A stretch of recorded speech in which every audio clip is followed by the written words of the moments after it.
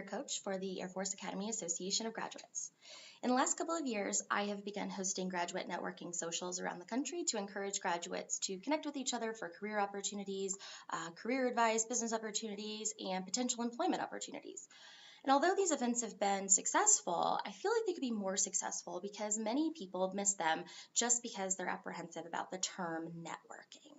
For many people, networking can be intimidating, and I completely understand that. Oftentimes, though, the fear stems from really not truly understanding what networking is or never having had to attend a networking event because oftentimes in the military, you don't have to do that. So it can be overwhelming, and especially if you have introverted tendencies. So if you can believe it, I actually have introverted tendencies myself, but with practice, I have learned to overcome those because oftentimes the reward is much greater than the risk. And with practice, I think you too can become more comfortable with networking. It really is a catalyst for success, and at one time or another, I'm sure you've heard the phrase, it's all about who you know, right? That refers to networking. As such, I would like to remove some of the stigmas that surround networking by offering 5 simple tips to ensure that your next networking event is a success. Number 1, talk to anyone and everyone.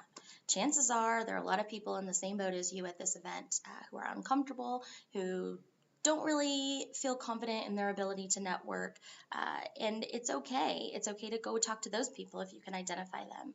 The first couple times you attend an event, if you need to take a friend or a spouse or a coworker, that's okay too. Sometimes we all need safety nets, and for the first couple times, it could be very helpful so you can kind of get a feel for what events are like and get comfortable with just the situation in general.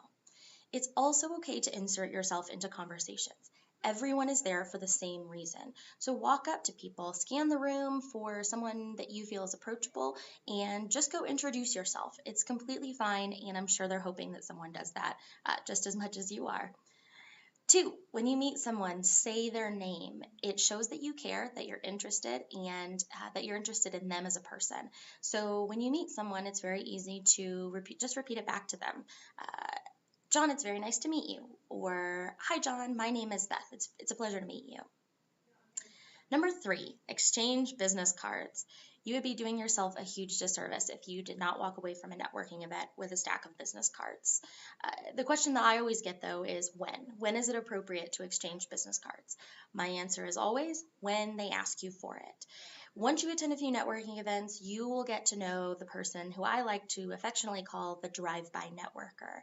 They swoop in, they hand you a business card, they tell you their name and what they do, and then they swoop back out before you even realize what happened. That is not an effective way to network, nor is it proper networking etiquette, and it leaves you feeling uncomfortable and without really any reason to reach out to them.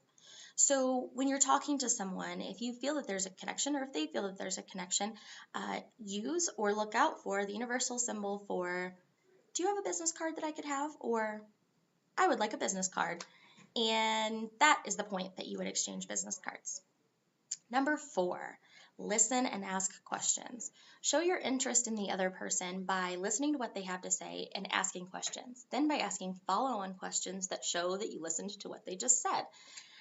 It makes people feel like you care, like you're genuinely interested in what they have to say, and they're more likely to ask questions of you and include you in the conversation.